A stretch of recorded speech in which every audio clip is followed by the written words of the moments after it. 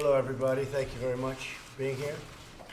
It's a cabinet meeting, and we have plenty of things to discuss and plenty of success. We've had a tremendous amount of success. We're working, however, right now on immigration, which has been going on for many years. We have come up with a lot of solutions, but we have Democrats that don't want to approve anything because that's probably, they think, bad for the election that's coming up. Unfortunately, there are a lot of people suffering, and that's unfortunate. Unrelated, and before we get into that, the new employment claims recently out just yesterday show that we have the lowest level in nearly a half a century. That's something that is an incredible statistic in a half a century. It's a long time. And the economy is booming. It's doing really well. We're renegotiating trade deals. We're doing very well in those trade deals. It's taking a little period of time. We put tariffs on certain countries and certain industries where it's been very unfair to the United States. Our Treasury is taking in billions of dollars, and these other countries are coming along that have not treated us well, and they are negotiating very vigorously, and lots of good things are happening. This should have been taken care of a long time before my administration came into being. But for some reason, for 25, 30 years, nobody ever looked at trade deals. They're out of control how bad they are, but we're going to make them very good.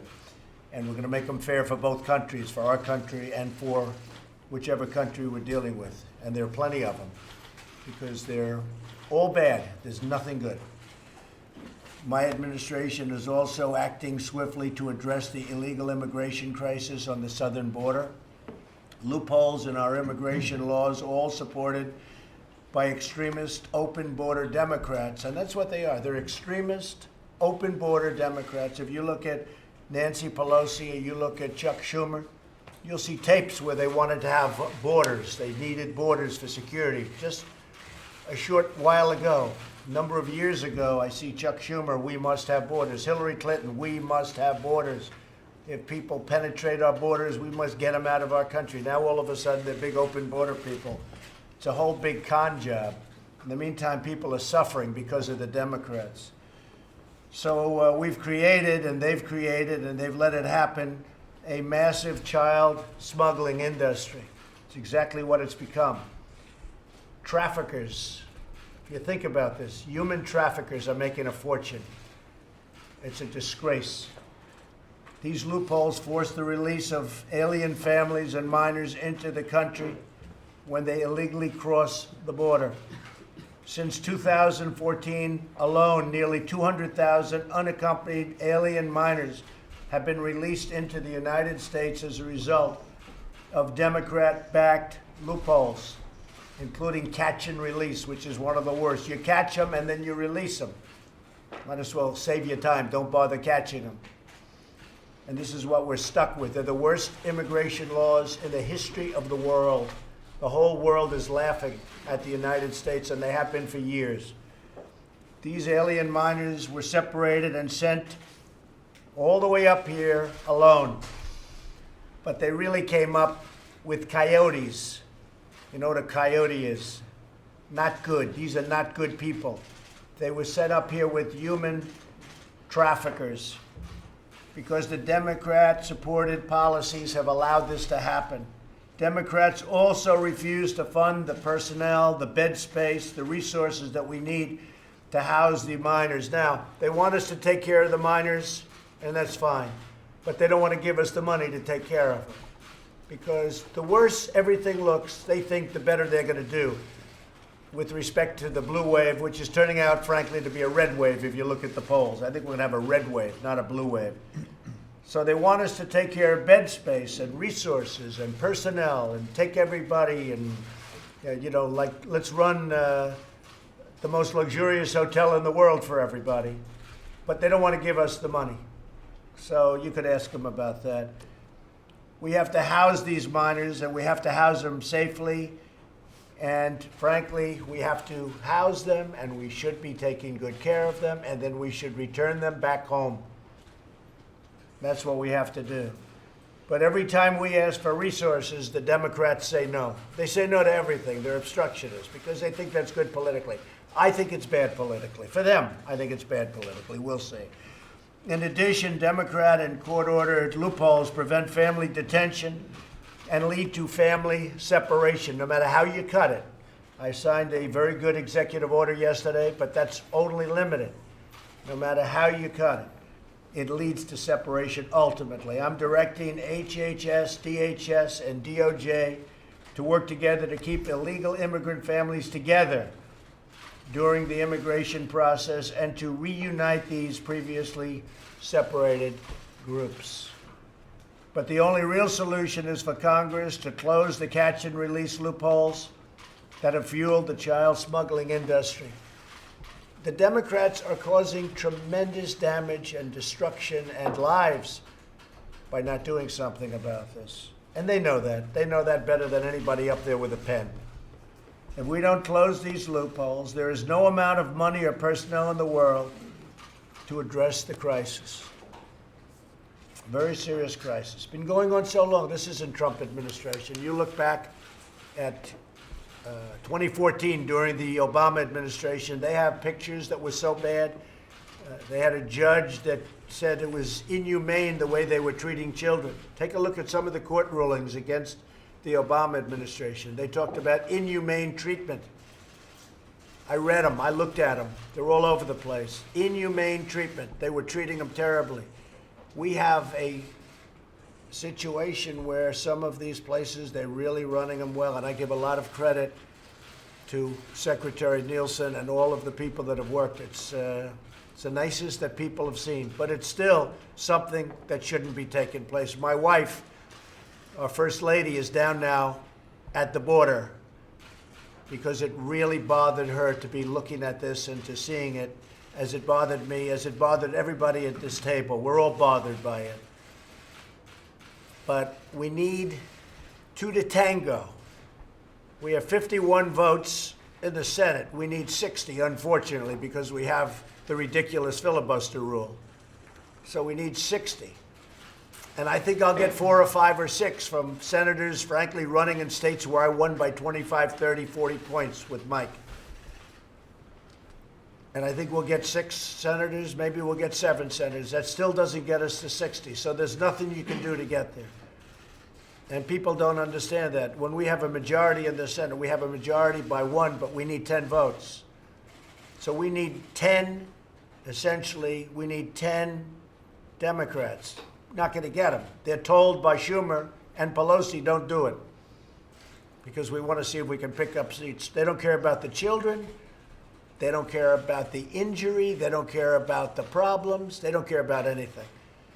All they do is say, obstruct, and let's see how we do, because they have no policies that are any good. They're not good politicians. They got nothing going. All they're good at is obstructing. And they generally stick together. I respect them for that. That's about it. Their policies stink. They're no good. They have no ideas. They have no nothing, the Democrats.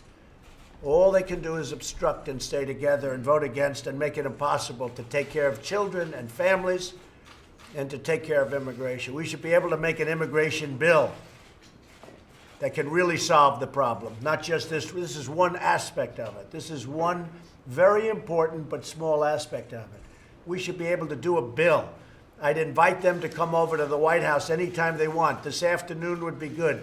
After the cabinet meeting would be good. They are invited officially. I'll let you do the inviting. Let the press do the inviting. But we have to do something about immigration in this country. For 50 years and long before that, it was a disaster. But over the last 20, 25 years, it's gotten worse. Every time they write a rule or regulation, it makes it worse, not better. We can solve this problem. We have to hire thousands of judges. No country in the world is hiring judges like that. They hire border people that you can't come into the country. Mexico, by the way, is doing nothing for us. Nothing. They have the strongest immigration laws. They can do whatever they want. They can keep people out of Mexico. You have a 2,000-mile journey up Mexico. They walk through Mexico like it's walking through Central Park. It's ridiculous. Mexico does nothing for us.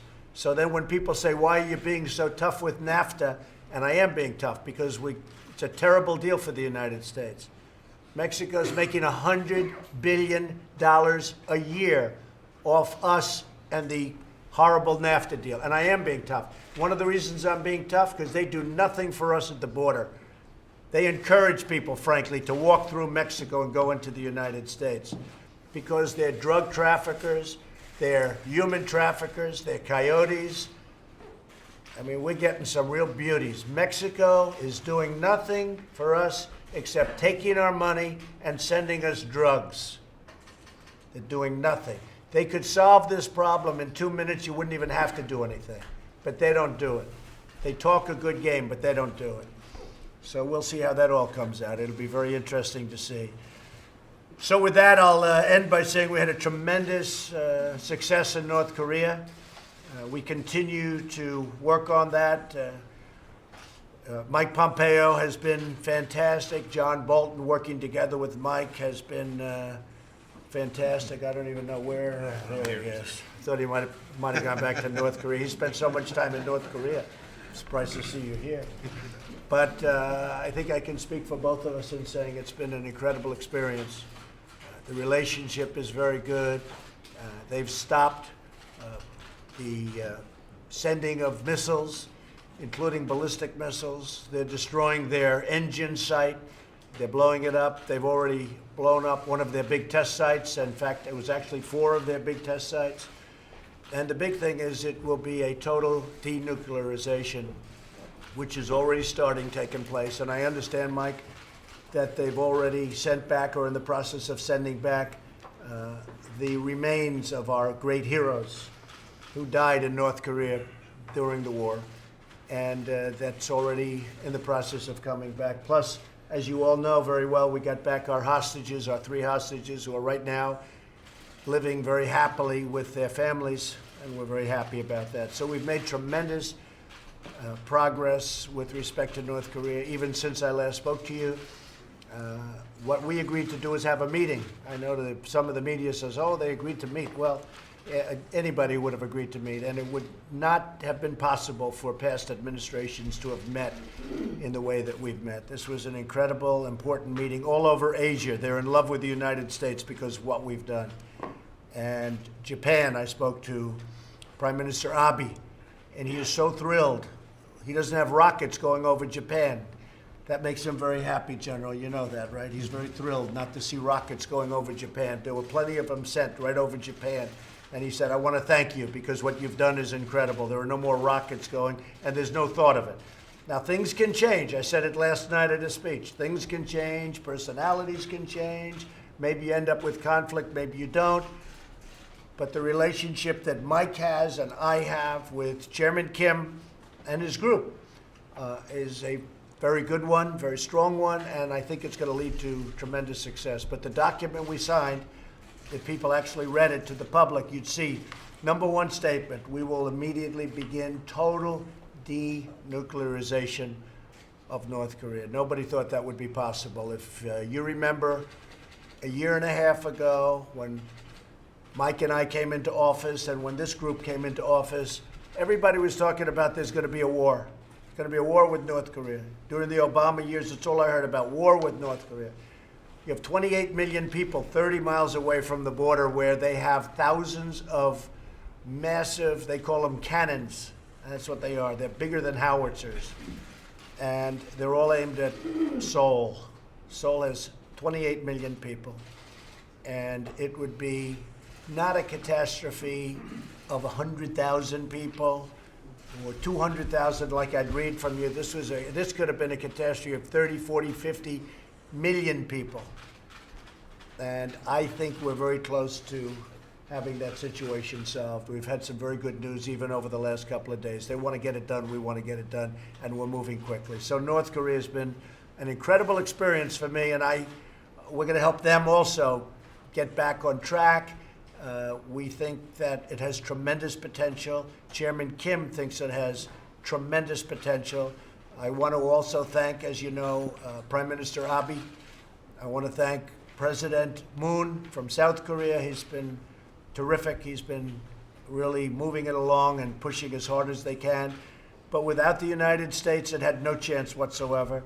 I also want to thank President Xi of China, because the border was very strong during a very critical period. Unfortunately, the border is getting a little bit weaker now, but that's okay. But we have to get him to keep it tough. But I do want to thank President Xi of China. So with all of that, we're having tremendous numbers, tremendous economic success. I think we're having the most successful period of time economically, perhaps in our country's history. GDP numbers have been great, but the ones that are coming out, I'm really looking forward to seeing them.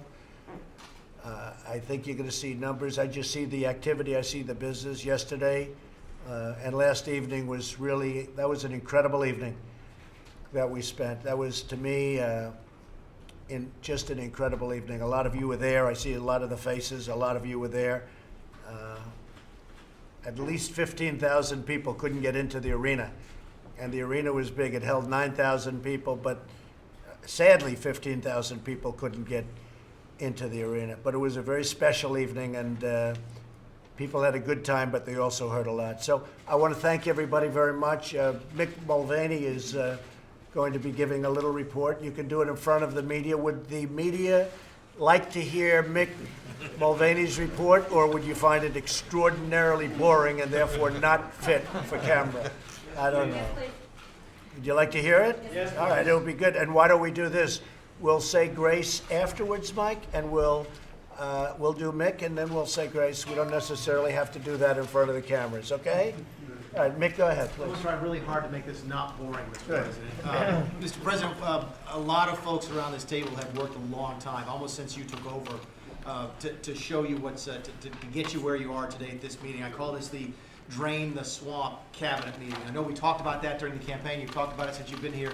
Today is we're introducing the actual actions that follow up on those words, to show people what we meant when we said drain the swamp. Later on, after the press leaves, you'll hear from Andrew Bremberg, Administrator McMahon, and I think Mr. Hargan on the executive order dealing with civil service reform. What I want to talk about is the government reorganization, very, very briefly. When we got into this, one of the things we learned was that it has been almost 100 years since anybody really reorganized the government at this type of scale. It's been since FDR and his New Deal, where he changed the way the government worked, and we haven't changed it very much since then, which means we're almost 20% into the 21st century, but we're still dealing with a government that is from the early 20th century. This leads, Mr. President, to some bizarre results. In fact, the stories, you don't know where to start. Right now, because of the Byzantine nature of the way that we regulate in this country, if you have a cheese pizza, you make a cheese pizza, that is governed by the United States Department of Agriculture. No, it's the other way around. I always get these backwards. If you make a cheese pizza, it's governed by the Food and Drug Administration. If you put a pepperoni on it, that's governed by the USDA. If you have a chicken, it's governed by the USDA. If that chicken lays an egg, it's governed by the FDA. But if you break the egg and make it into an omelet, that is now covered again by the USDA. If you have an open-faced roast beef sandwich, that's one or the other. But you put the bread on top of it, it's the other one. A hot dog, the hot dog meat is governed by one. You put it in a bun, it's governed by another. One of my favorites, if you have a saltwater fish, you have a salmon, and it's in the ocean, it's governed by the Department of Commerce.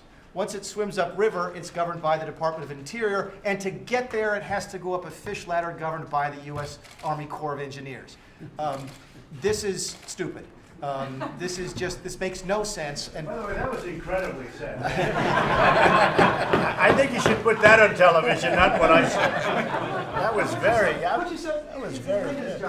Dealing with the small businesses. A long time ago, when I was 15 years old, I worked in a freezer for a guy that made frozen pizzas, right? Put yourself in that guy's business, and one day he's making cheese pizzas, and in the afternoon he's going to make pepperoni. He's got an entirely different federal agency to deal with, an entirely different process. It just simply doesn't make sense. So we're going to try and fix it. I want to go through a couple of examples today. I've asked Scott to sort of step aside to go over just one or two. A couple of them have made the press. We talk about this later, about the Department of Education and the Department of Labor being merged. We think that makes tremendous sense, because what are they both doing? They're doing the same thing. they're trying to get people ready for the workforce. Sometimes it's education, sometimes it's vocational training, but they're all doing the same thing, so why not put them in the same place? This goes back to the work that I think Ivanka did very early on job training, when we learned that we had, in fact, we don't even know how many job training programs we have. Some people think there's 40, some people think there's 46, some people think there's 47. We get it down to 16, and we put it all in one place, so that if you're not happy, or the next president is not happy with the way it's going, you don't have, right now, 16 different people around this table have workforce training programs in their agencies. If something is going wrong, you're going to come to me and say, Mick, why aren't you doing it? I'm going, no, that's Scott Pruitt's fault, and that's Betsy DeVos's fault. When everybody's in charge, nobody's in charge. And we're solving that by putting ed and labor together and making them responsible and them accountable. The other two things I want to talk about, two of my favorites, and examples of how we think we can improve things. Everybody, Democrats, Republicans, local government, state government, you, me, from the private sector, have horror stories about the U.S. Army Corps of Engineers. They perform some absolutely critical functions, Mr. President. There's no doubt about it. But over the course of the last century, their role has continued to creep and creep and creep, and we can do better. So the proposal today, you'll see, makes some important changes to the Army Corps of Engineers. The thing that is stuff that is really defense, and there's still things that Army Corps does that is defense, they stay there, and they should. The things that the Army Corps does that actually help defend the nation will stay where they belong, which is at the Department of Defense. So if we deal with the environment, and a lot of what they do deals with the environment, they deal with environmental mitigation and so forth, that goes over to the Department of the Interior, because y'all are really good at that. Similarly, ports, deep water ports, our lock system, that's not, it used to be a military thing 100 years ago. Now it's Elaine Chao at Department of Transportation, because it's a transportation item. We think it's a much more efficient layout, and it ties in with what you talked about now about to streamline our permitting process, and goes along with what Mr. Zinke's doing at the DOI to try and centralize. So there's one point of contact. You want to get a permit, you go to one federal agency. This is going to help that. Down here, we've talked a little bit about that one food safety thing. Right now, it's at FDA, USDA, a couple of places. We move all that into the USDA. Why? Because they're really good at it. It's not to say the FDA isn't, but wouldn't it be nice to have one place where people can go to get answers, to get results, to get permits, and to deal with regulatory affairs. At the same time, in all fairness, and Secretary Perdue would tell you this, there's things that USDA doesn't do as well as other agencies. So that's why housing, and they have a big housing component.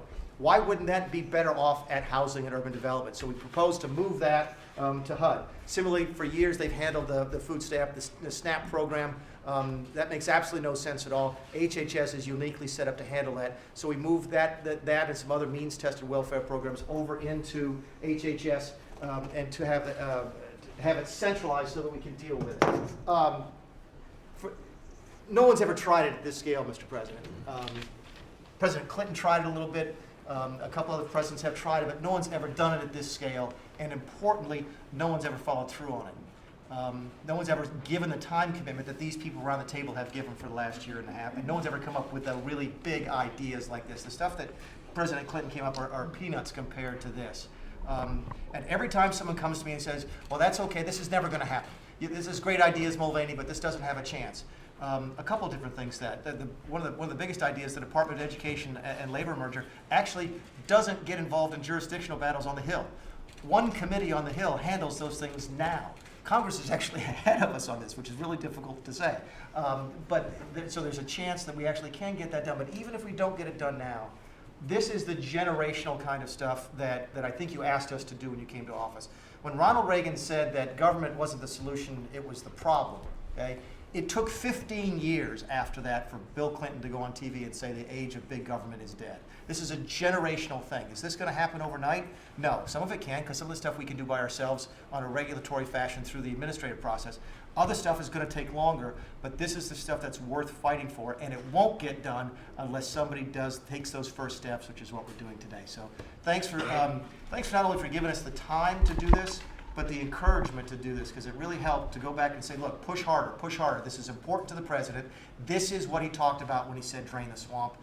And this is where we can show the people that voted for you, and even the people that didn't vote for you, that you care about good government and that we're going to make things a lot better. So anyway, that's all I got. That was a great job, Mick. I thank you very much. And I think really terrific, actually. I want you to write down that one little anecdote if you would. I think they should give it a big report. I'd like to ask Secretary of State, who has been incredible, by the way, Mike Pompeo, to give us a little additional update on North Korea. So important. Well, two things, Mr. President. Since June 12th now, a week and a day, we've made significant progress. Importantly, not only are allies most directly affected, the South Koreans, the Japanese, the Chinese, but a broader circle than that. I've talked with the Brits, the Australians, talked with other Europeans. Each of them understands that we have fundamentally set a course that has the opportunity to change humanity. And they're all on board, they're all working, they're all supportive of our theory of continuing the sanctions until we're complete. And so we have got a unified world to join Chairman Kim. I was there when he said it. He made a personal commitment. He has his reputation on the line in the same way that we do, that says we're going to create a brighter future for North Korea and we're going to denuclearize just as quickly as we can achieve that. And so I'm working hard, Mr. President, though I'm sure there'll be bumps along the way. But I'm confident that we can get the world to unite behind this incredibly important mission. You did a hell of a job, I'll tell you what.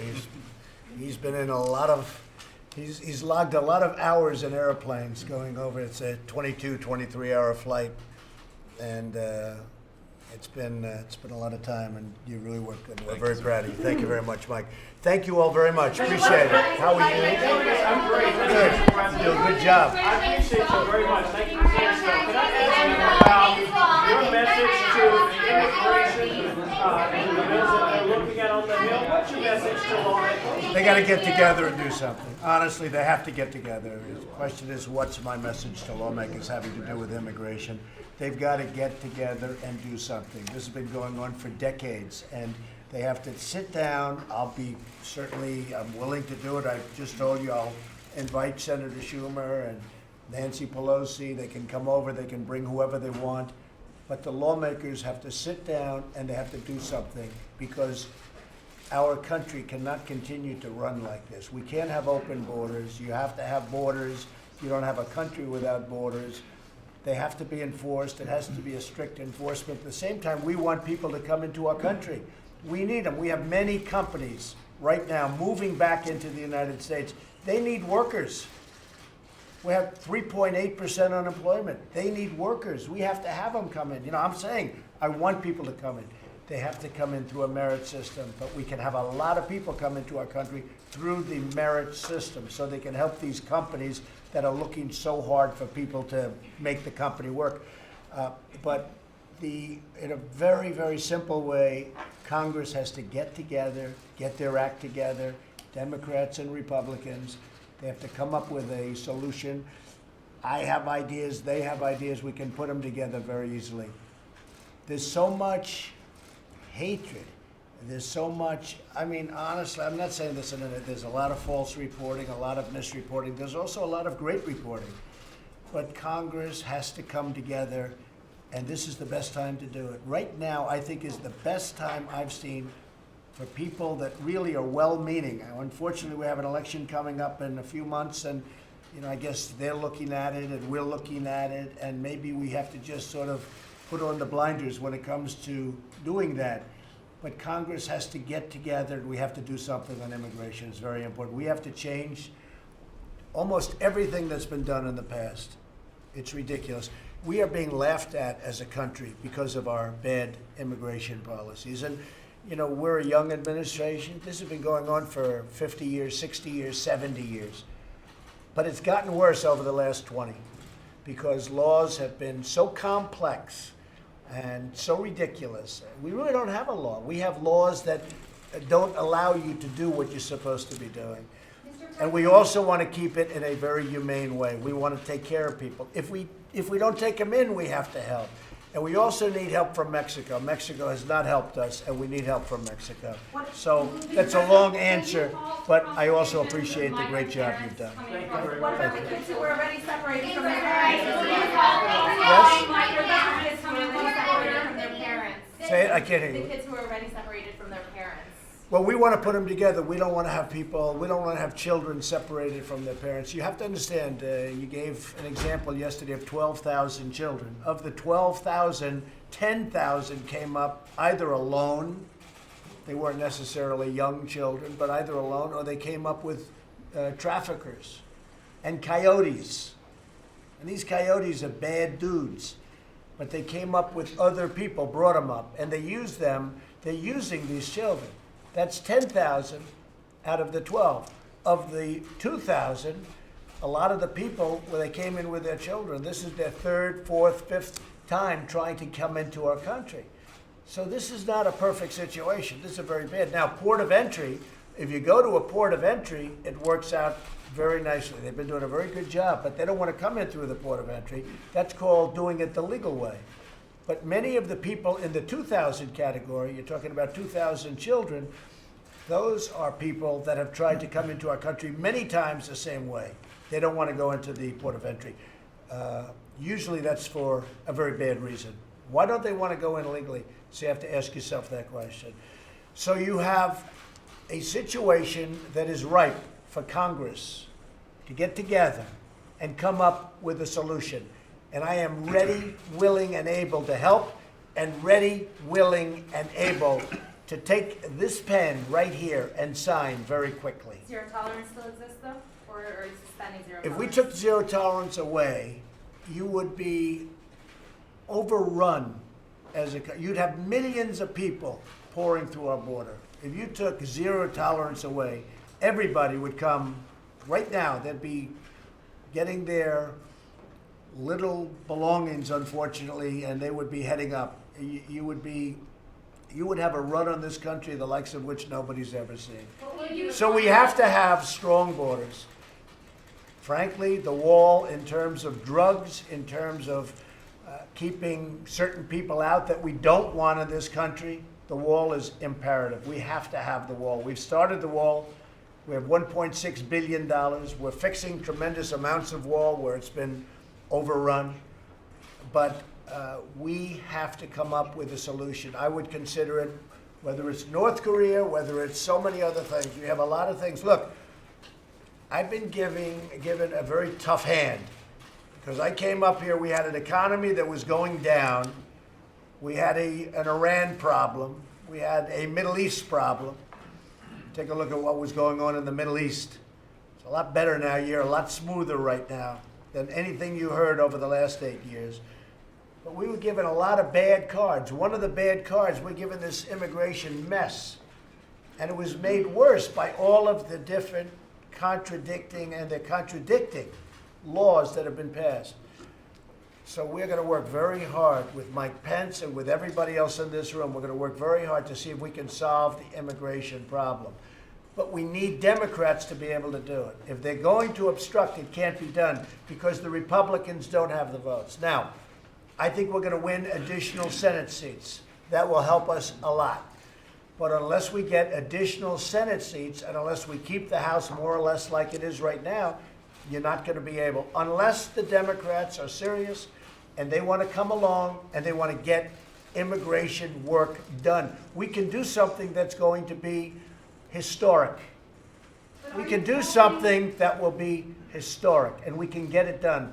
I am ready. I'm here. All of these people, these are very talented people. We're all ready. We're all here. We need votes from the Democrats or nothing can pass. Thank you all very much. Thank you.